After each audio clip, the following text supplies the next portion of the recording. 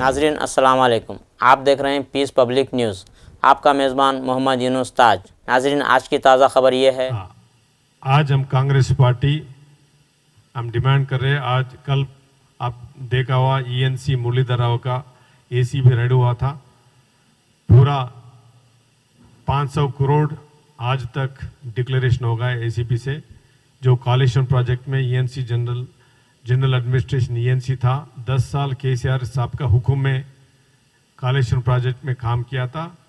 और 2 महीने से जो इतना रेट्स हो रहे, हमारा executive engineer irrigation project irrigation Sridhar के पास 200 करोड़ बाहर आया और हरिनायक ईएनसी के भी 300 करोड़। अभी तक 1000 करोड़ आज खाली जो ईएनसी एडमिनिस्ट्रेशन ऑफिसर्स के एसीबी में जो रेड में आप निकला, ये 1000 करोड़ पब्लिक का पैसा है। 1 लाख करोड़ से ज़्यादा पूरा उसमें स्कैम हो गया।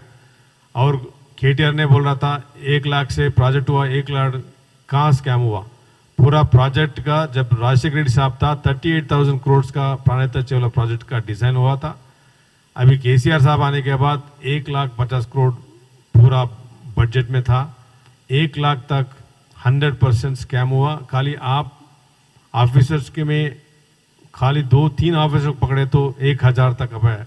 हम डिमांड कर रहे सीएम साहब को, रेवंत रेड्डी साहब को, कांग्रेस पार्टी तरफ से हम डिमांड कर रहे हैं, रिक्वेस्ट कर रहे हैं, आप जो इसमें जो कालेश्वरम में 1 लाख करोड़ में जो इन्वॉल्व हुआ, जो डिज़ाइन में कॉन्ट्रैक्टर्स ऑफिसर सबके रेड करके इसका जो पैसा गरीबों का पैसा है, तेलंगाना गवर्नमेंट का पैसा है, निकाल के फिर वापस फाइनेंशियल में वापस आज जो तेलंगाना फाइनेंशियल क्राइसिस में है, जब इसका मतलब और पानी के लिए जो आपने Krishna basin reverse, Godavari basin river, आप जो प्रोजेक्ट्स 100% आप 10 साल हुकूमत में कंप्लीट करे तो ये इतना मुसीबत नहीं हुआ था। ये पानी नीचे अभी जा रहा है।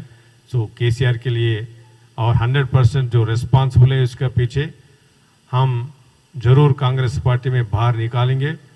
100% जो कॉन्ट्रैक्टर से बाहर निकाल के जो पैसा 100% रिटर्न करने के लिए हम डिमांड कर रहे हैं।